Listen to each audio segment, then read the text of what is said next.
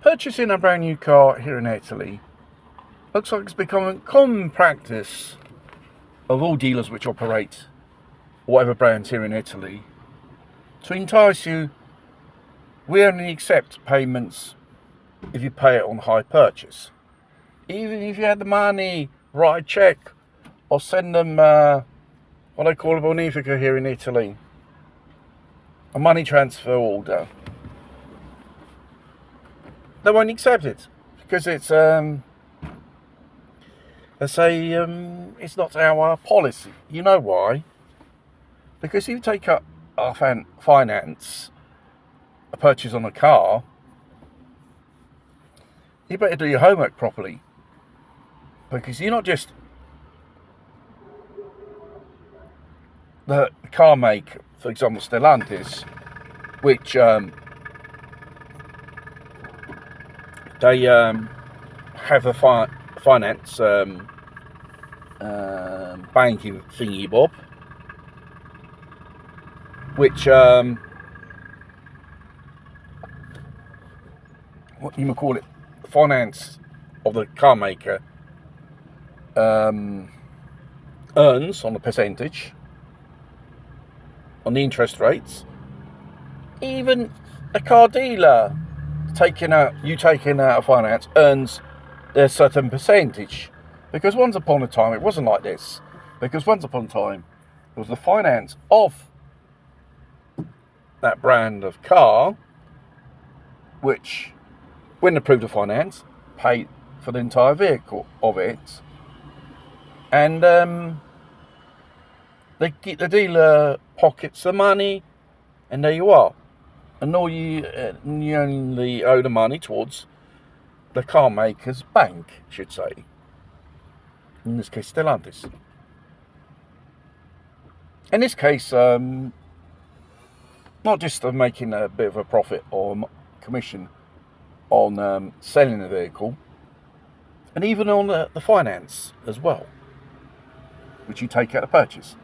And obviously they sell you any types of packages which you're obliged to, or you basically conned into to buy, say the insurance, maintenance and stuff like that. But by law, when it comes to maintenance and change of oil, you can go to an independent garage using original parts, genuine parts. The thing is, it's very difficult to get genuine parts for these new model of cars.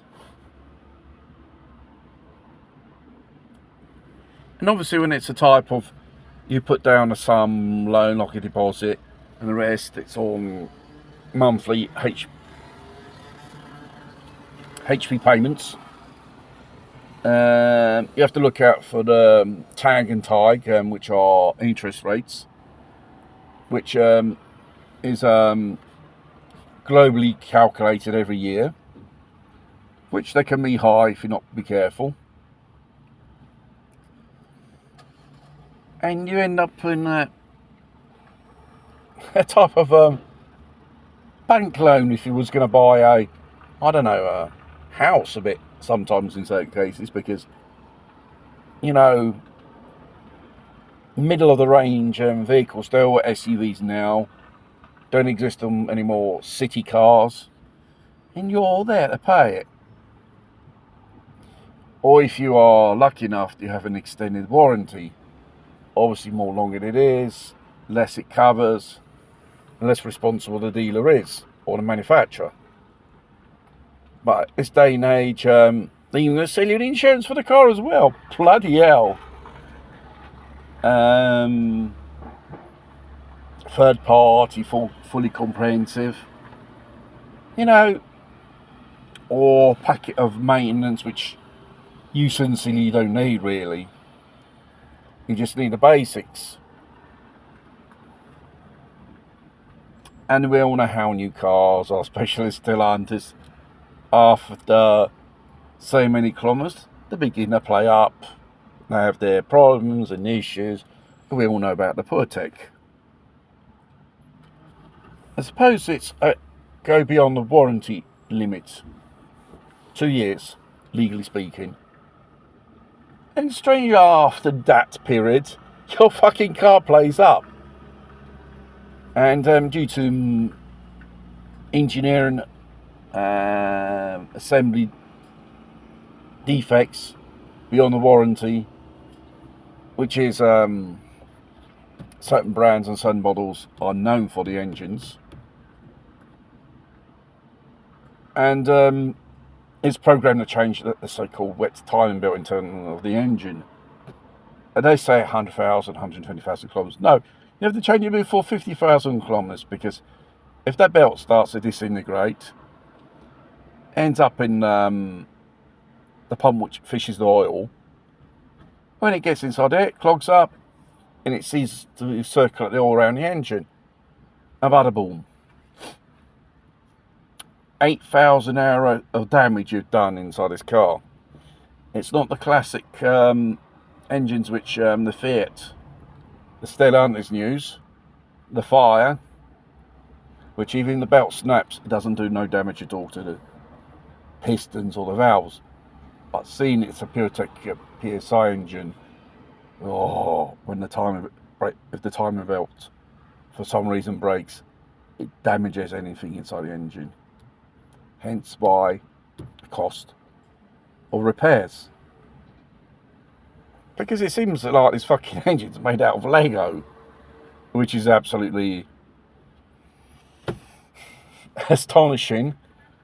It's all discussions of cutting corners, making cheap the production of the vehicle, and more higher margin of profits. We're paying high prices on vehicles which are probably worth half the value, basically, because they're fucking crap.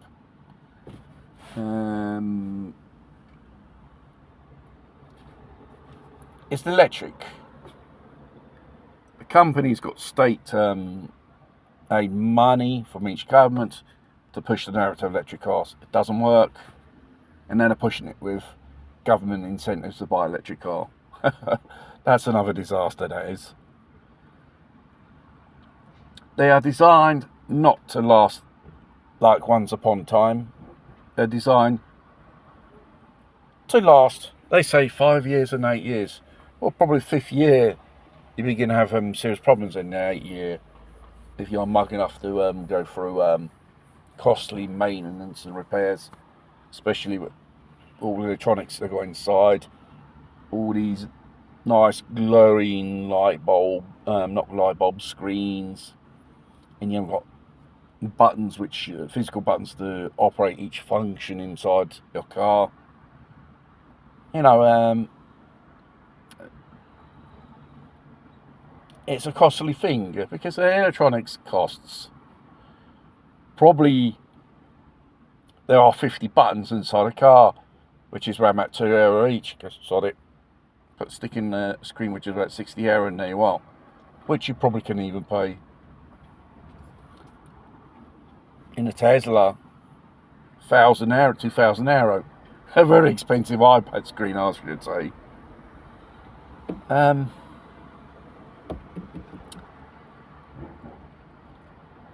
You know, once upon a time, car dealers, even if they dared to sell you a car, it was more easy, more honest. But these days, they just want to make you buy this and that in the name of profit, not in the name of selling something decent as a product, and so on.